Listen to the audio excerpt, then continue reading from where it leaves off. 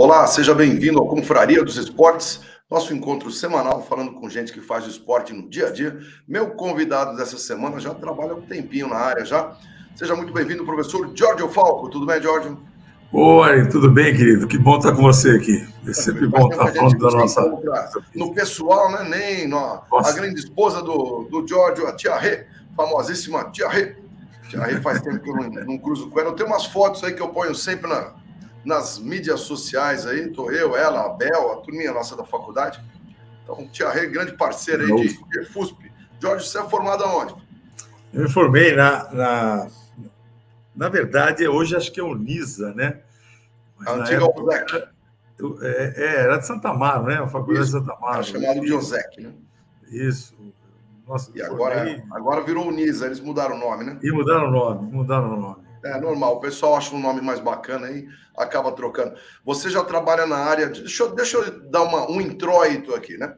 A gente conversa com muita gente ligado a modalidades, a federações, a clubes, etc. Mas a gente fala pouco do pessoal da base, né?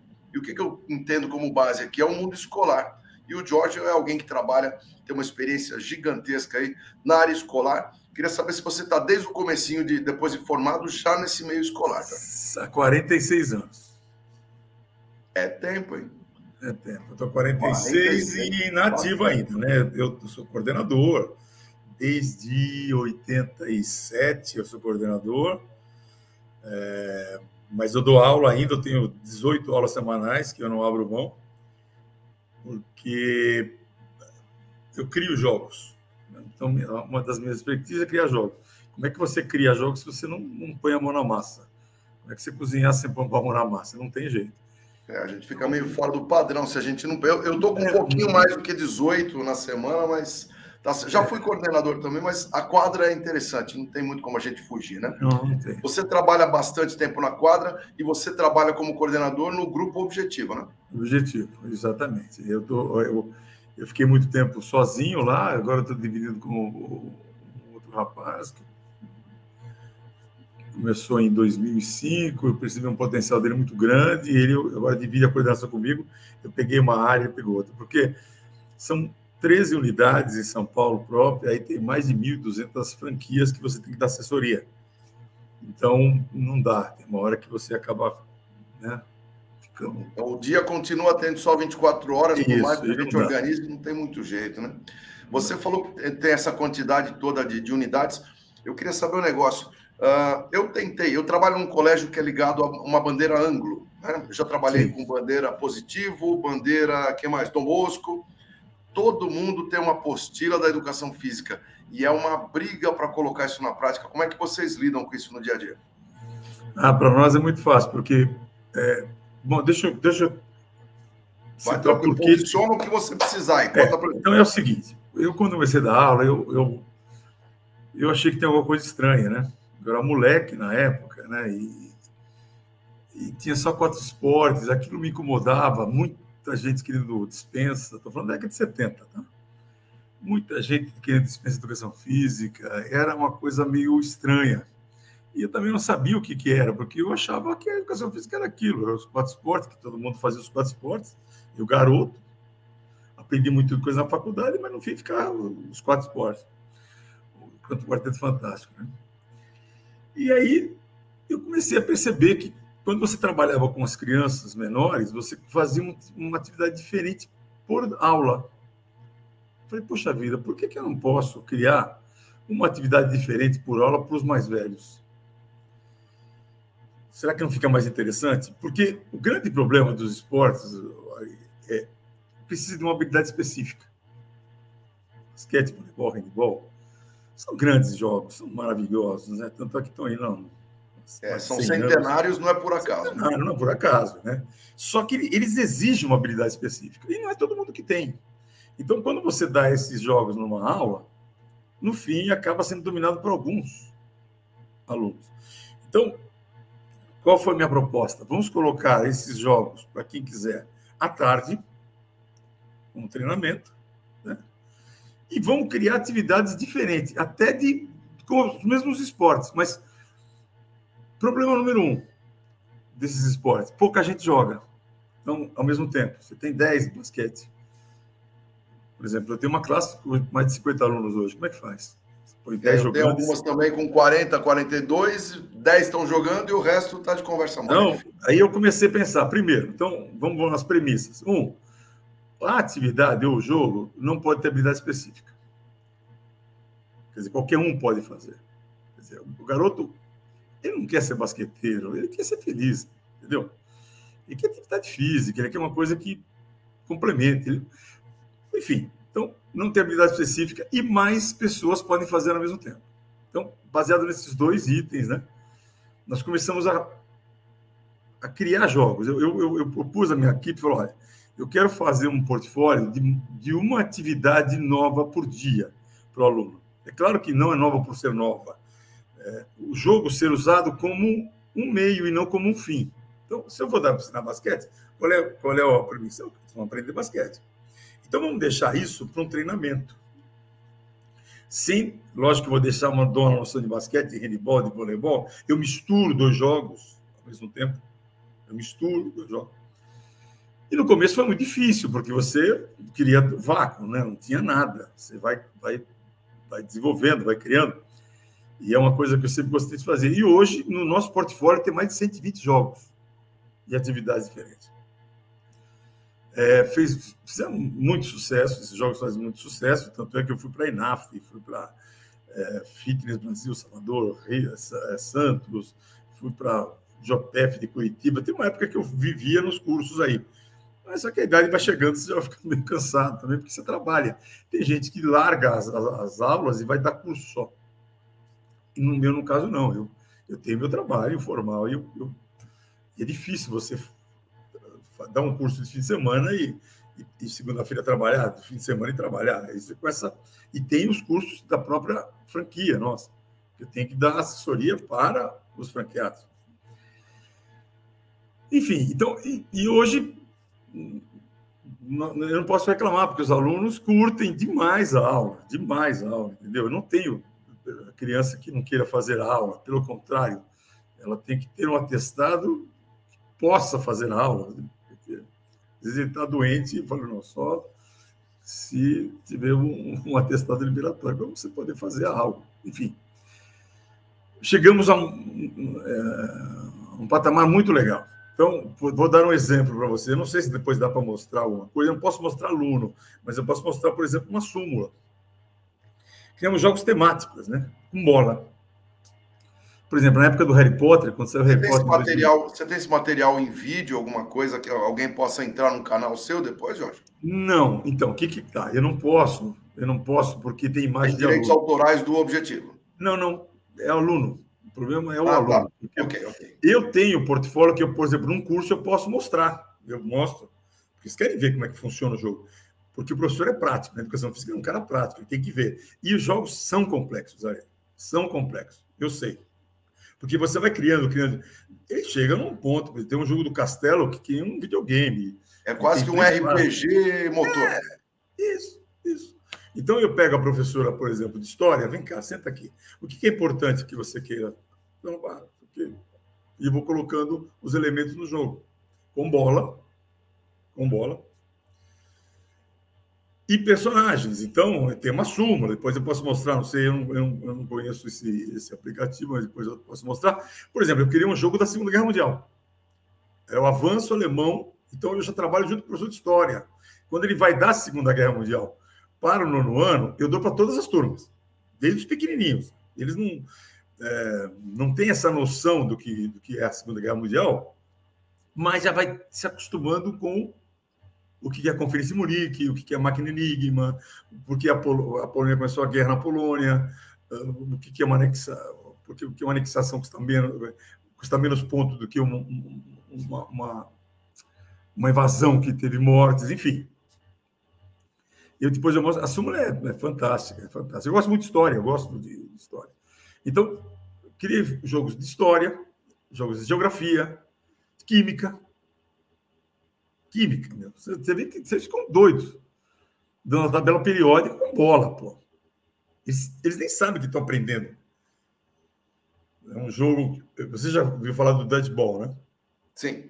Dodgeball. Então, Para quem está em casa e não conhece, o dodgeball é a queimada dos Estados Unidos. Dos Estados Unidos, tá? Então, eu peguei ela como base. Na verdade, não foi ela como base. Como base foi o pique-bandeira. Tá? Então, eu peguei o pique-bandeira, aí eu coloco no fundo da quadra, ali na área, né? Em vez de pegar a bandeira ou pegar o cone, eles têm uns pratinhos com elementos químicos: hidrogênio, carbono, nitrogênio e oxigênio. E aí eu levanto uma plaquinha, tá? Por exemplo, vou dar um exemplo bem simples: H2O. H2O. Então, as duas equipes que tem dos dois lados, eles têm que atravessar o campo, pegar o H, trazer o H para mim, trazer o outro H e o O. Então, você fechou, ganhou o jogo. Mas, se trouxer um elemento errado, apaga um certo. E foi um negócio muito interessante, que eu dou isso para a quarta série. A quarta série não tem isso, mas não importa, você pode dar. Eles sabem que é um pique-bandeira. Você pode pegar. É um jogo de invasão tradicional. Todo mundo sabe. Só que para você dar um molho, você põe duas bolas. E aí, seguinte, ó, queimou, você sai. Se você for pego, congela. Mas se queimou, você sai. Se agarrar, volta. Aí já junta o pique-bandeira, entendeu? Cada grupo vai criando sua estratégia. Isso. Aí, com a bola e tal. E você vai trocar nitrito, nitrato. Eu tenho, assim, uns 20 fórmulas que dá para fazer com aqueles elementos que eu tenho lá. E se você tem um professor de química, fala, eu não posso fazer toda a tabela periódica. Eu não posso fazer todas as fórmulas, porque não dá. Então, eu preciso baseado em 4, por exemplo. Quantos? Então, eu preciso de 4 hidrogênios, 3 nitrogênios, enfim, de cada lado. E aí eles montam. Tem uma fórmula muito interessante que eu faço, que eles é o ácido arbórico, ácido glicílico. É uma loucura. É uma fórmula que uma turma começa de um lado, outra começa do outro, tem que ir formando a fórmula. E foi interessante ali, um aluno de quarto ano, né? Eu coloquei ele H2O. E ele trouxe 2 Os. Eu falei, Ricardo, tá errado. Você errou, porque são 2 Hs e um O. Ele falou, não, H2O. Quer dizer, um garoto de 9 anos. É o famoso errado, não dá, né? Não dá, mas ele leu daquela forma. E foi sensacional, porque nunca mais erraram. Eu falei, não, gente, você tem que ir o número que está na base da letra. H2O. É como se fosse H2O1. A gente não fala né? E isso que acontece. Eu dou isso no quarto, no quinto, no sexto, no sétimo e tal. No médio. É um jogo. Eu não estou dizendo que a aula é um jogo. Então, eu dou 2 vezes por ano esse jogo. Vai, 2 vezes por ano. Aí, por exemplo, tem a professora de história que vai dar a parte medieval. Tem um jogo, esse que é do Castelo Medieval, que tem muralha, que tem torre, ponte levadiça, tem os cavaleiros, tem os servos, tem a Inquisição. É engraçado que você pergunta para o molecada, vocês sabem o que é Inquisição? Eles têm essa matéria.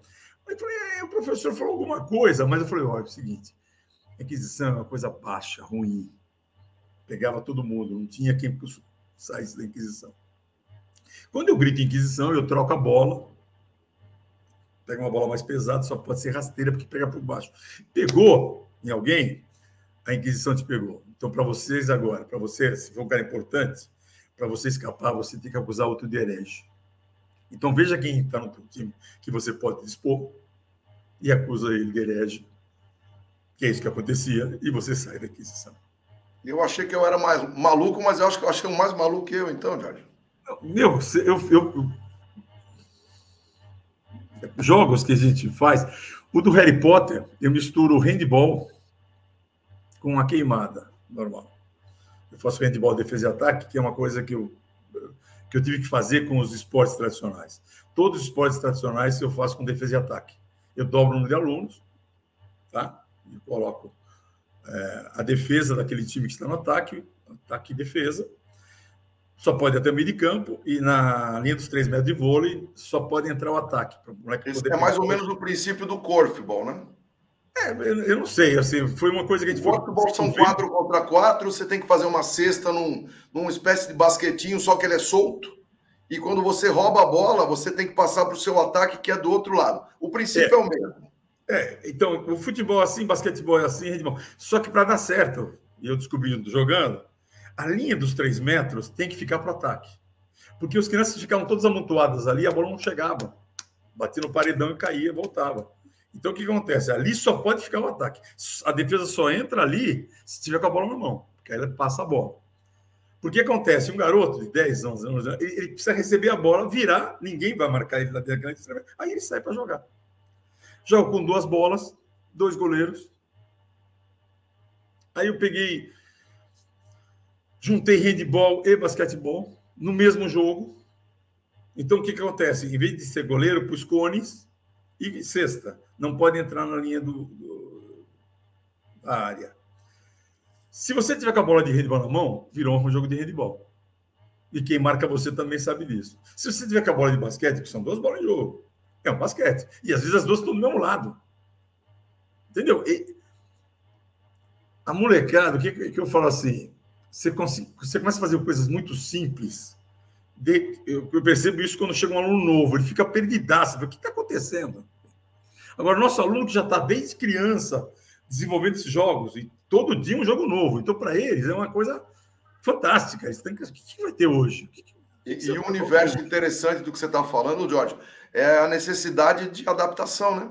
Adaptação. É o que se diz hoje em dia, não tem essa mais você é inteligente ou não é. Vai sobreviver quem se adaptar melhor à realidade que você tem naquele momento, né? Não, então, assim, e ele é um jogo vivo, então você vai transformando. Nós temos 4 categorias no objetivo, tá? Tem os jogos de inclusão, tem os grandes jogos, que são jogos que os alunos têm que passar por todas as fases, tipo beisebol, tipo Corredor da Morte, os jogos meio malucos que a gente inventou lá. Beisebol adaptado, claro. Os jogos multidisciplinares, que é isso que eu estou falando para você, que é de história, de geografia, tem um que são 2 computadores. Precisamos de um campeonato interunidades desse aí, que é o desafio, a batalha dos hackers. São 2 computadores, são os personagens. Então tem o hacker, tem o vírus cavalo de Troia, tem o modem, que é um cone. A pessoa tem que defender o modem. Caiu o cone, o modem. Presta atenção, vocês estão sem comunicação. Eu vou chamar a NET. Durante 3 minutos vocês não podem falar. Vocês perderam 15 pontos. Isso é rápido, né? A minha, quando eu chamo, demora uma semana, às vezes. Não, é 30. Eu não vou assim, mas não posso. É um castigo breve, a gente é bom, tô ligado. Vocês não podem abrir a boca se não perde 5 pontos cada um que falar. É fantástico. A molecada fica. Não se vira, amigo. Caiu o modem. Vocês não podem falar. Não tem comunicação. Porque a gente tem que trabalhar com conceitos, né? Então, se você acertar o cavalo de Troia, que é um moleque que está com o cone dele lá, ele pula para o teu campo. É um vírus que está na tua máquina. Eu falo para ele, vai testar na tua máquina. Só que o que acontece? Ele não trabalha na máquina inteira. Tem um lugar que ele fica lá, ele não pode ser morto pelo antivírus, que são os que ficam girando dentro da máquina, são pessoas com um colete diferente, que ficam girando dentro da máquina. Mas também ele não pode fazer nada. Então, para ele poder atacar os outros daquele computador, ele tem que ficar numa área que é a linha dos 3 metros, que ele fica vulnerável, ele pode ser morto lá pelo antivírus ou pelo hacker. Não, sério. Como é que você conseguiu lidar com essa criatividade toda durante a pandemia? Então, aí foi mais interessante ainda. Por quê? Isso foi uma quinta-feira. Segunda-feira nós tínhamos que dar aula de computador. Falei para eles, gente, e aí nós entramos em contato com o Conselho Regional, né, de Educação Física, e eles falaram, não existe uma lei, nós não recomendamos exercício físico pelo computador para crianças, porque esse ambiente não é controlado. Uma coisa é o adulto fazendo, criança não. Então vamos ver o que a gente consegue fazer aqui. Completamente novo, porque os outros professores tinham matéria para dar, eles tinham, é só transformar no computador. Então nós criamos jogos de PowerPoint, batalha naval, chute ao gol. Claro que os professores que têm mais facilidades ajudaram muito, só que o problema é o seguinte, a gente fez um jogo para uma aula. A gente tem que criar outro jogo para outra aula. Então, teve uma hora que a gente começou também a fazer uma parte teórica, então isso foi um negócio legal, por exemplo, eu adoro futebol americano, então eu fiz uma aula de futebol americano, expliquei direitinho como é que joga, a molecada curtiu muito, porque agora eles conseguem acompanhar a NFL, né? Aí falamos de basquete, a história do basquete, do voleibol também, porque para intercalar, né? Teve uma aula que um professor criou sobre sons. Meu, fantástico. Fantástico sobre sons. Porque eu tinha os sons, né, que eu trouxe uma das minhas viagens, sons. Ele pegou aquilo lá, pegou a teoria do som, como se propaga. Aí eu fiz uma parte de quebra da barreira do som, de um austríaco que quebrou a barreira do som com o corpo, pulando de um balão, e conseguiu, na velocidade, mais que Mach 1, descendo lá de cima, a 40 km de altura. 20, 25 minutos de teoria, e aí colocava o som, e a molecada tinha que saber qual era o som. Aí nós fazíamos uma dinâmica, porque sensorial também é parte da educação física, né? A parte sensorial. E eles tinham que adivinhar, e os 5 primeiros ganhavam ponto, fazia menino e menina, enfim. Aí, e isso foi praticamente 1 ano, cara. Não tenho saudades, juro para você que não tenho saudades. Eu fiquei 1 ano e meio nessa brincadeira. Eu dava aula, algumas aulas de xadrez e algumas de educação física. O xadrez que eu tinha apostila era bem mais tranquilo. Lembro bem, eu tive que inventar umas 60 aulas também. Não foi uma coisa muito simples, não. Tem um professor, o Paulo, o marido da Bianca, que ele fez cada jogo, cara, fantástico. Sim, de PowerPoint, de perguntas e respostas. Olha, foi a salvação da lavoura, né? E tinha um jogo, um professor criou um jogo de tabuleiro, porque eu falei, nós vamos ter que fazer alguns exercícios, não tem jeito. Então, onde caía, tinha um dado eletrônico, né? 2 equipes disputando aquele jogo de tabuleiro, e caía ali, ele tinha que fazer aquele exercício dali. Por exemplo, caiu lá, você não lavou os dentes direito, volta em 3 casas. Enfim, foi muito interessante. E ela, o que ela falou? Porque as pessoas não têm noção disso aí, até conversando com os professores de fora, ele queria mostrar o exercício, mas você não pode, você não consegue mostrar, mesmo que você queira, porque olha onde eu estou. Como é que eu vou mostrar um exercício? Eu tenho que ir lá. Amarrado por conta disso, né? Então, o que acontece? Você amplia o espaço, o som não chega no aluno. Às vezes está longe, ele não te vê. É uma briga constante em cima disso. Mas nós temos o quê? Tecnologia. Filmamos a professora no exercício, clicava, quando caía lá, ela mostrava o exercício, aí voltava. Isso você está fazendo PowerPoint. Todos os exercícios tinham nome e ela fazendo o exercício. Então, aí quando nós voltamos, aí foi outra coisa interessante, que nós voltamos, só que nós voltamos completo. Não podia usar as mãos, só podia usar os pés, porque o pé não tem contato com bola, nada, só o pé. A mão não podia pegar em cone, nada. Pegamos e desenvolvemos um monte de jogos para o pé. Quer dizer, foi um exercício de criatividade obrigatório. Obrigatório. Se vira, amigo. Porque tanto é que na primeira aula, primeiro que o professor tinha que conhecer equipamento, que ele não tinha, muitos não tinham nem computador direito, mexer com o Zoom, isso de quinta a segunda. Eu falei, vamos se preocupar com a primeira aula. Nós vamos dar a primeira aula segunda-feira. À noite já faz uma reunião de avaliação e vamos para a segunda aula. Fizemos reuniões semanais. Toda quinta-feira tinha reunião. É onde surgiam as ideias e o trabalho. Tem 30 professores. De infantil até o médio.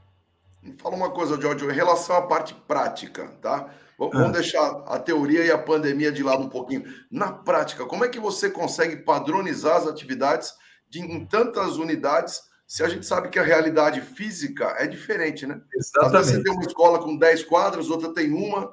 É muito diferente o universo, né? Então, no nosso planejamento, o que nós fazemos, né? Quando é um jogo multidisciplinar, você trabalha muito com o próximo professor. Então, por exemplo, tem um jogo do Sistema Solar muito legal, que a professora de Geografia dá para o 6º ano em março. Então, mais ou menos em meados de março. Então, todos fazem, não só o 6º ano, todos fazem. Então, existe assim, vamos, a grosso modo, são 4 grupos, você roda os 4 grupos. Tá? Então, você faz um jogo de inclusão, um grande jogo, um multidisciplinar e um esporte adaptado. Sempre vai ter um esporte adaptado, né? Ou basquete, ou voleibol. Tem voleibol de 4 equipes que nós criamos, tem futebol de 4 equipes também, handball de 4 equipes. Estou falando assim, tem um monte de atividades, um monte, entendeu? Então, o que acontece? Fazemos a reunião e damos uma linha. Olha, tem, por exemplo, professor que tem problema com a tabela, então ele vai ter que trocar o exercício. O voleibol, a gente vai dar um resgate. Tudo tem que ser... Existe uma linha e dentro dessa... Por isso que eu faço também com as franquias. E dentro dessa linha, o professor vai adaptando. Ele vai adaptando. Eu tenho um ginásio, trabalhei em Mogi das Cruzes, então eu tenho um ginásio, eu tenho poucos problemas, por exemplo. Trabalhar com material e espaço é fácil, né? Eu tenho bom espaço, tenho material só, por exemplo, eu preciso de uma quadra fechada para dar... Eu desenvolvi um jogo, eu queria jogar um jogo de raquete, então eu fiz um vôlei raquete. Então, eu achei, você começa a pensar o jogo, você acha que vai dar tudo certo, não é assim. O cara ia bater, que nem o tênis, cair a bolinha, não esquece, cara, esquece. É assim, só perde se a bolinha parar, se você passar por da rede, passar dentro da rede, ou cair fora. Enquanto ela estiver pegando, amigo, está valendo. E aí tem que ter aquele feeling do professor. Eu aprendi isso trabalhando com recreação. A gente tem que matar a brincadeira antes que ela morra, né? Então, quando começou a ficar chato, a gente já traz outra coisa, vamos mudar. Porque eu queria desenvolver outras habilidades, né?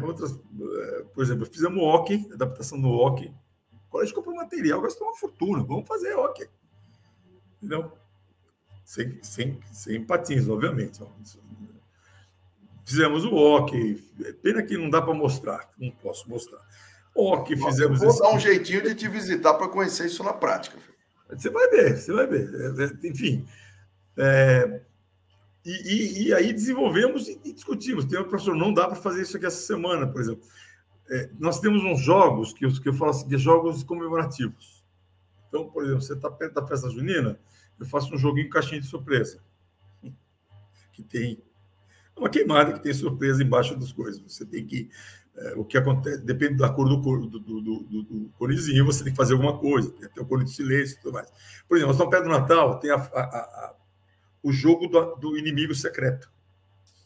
Inclusive, um professor hoje me passa outra vez, porque ele tem uma complexidade, dá um pouco de trabalho, você tem que pegar cada aluno, tem que escrever 3 vezes o nome dele, tem que dobrar, e aí um papelzinho para a reserva, 2 você coloca lá, né? Sorteio. Então, eu tenho 2 objetivos do jogo, só esses 2 objetivos. São meus inimigos secretos, o amigo secreto, inimigo secreto.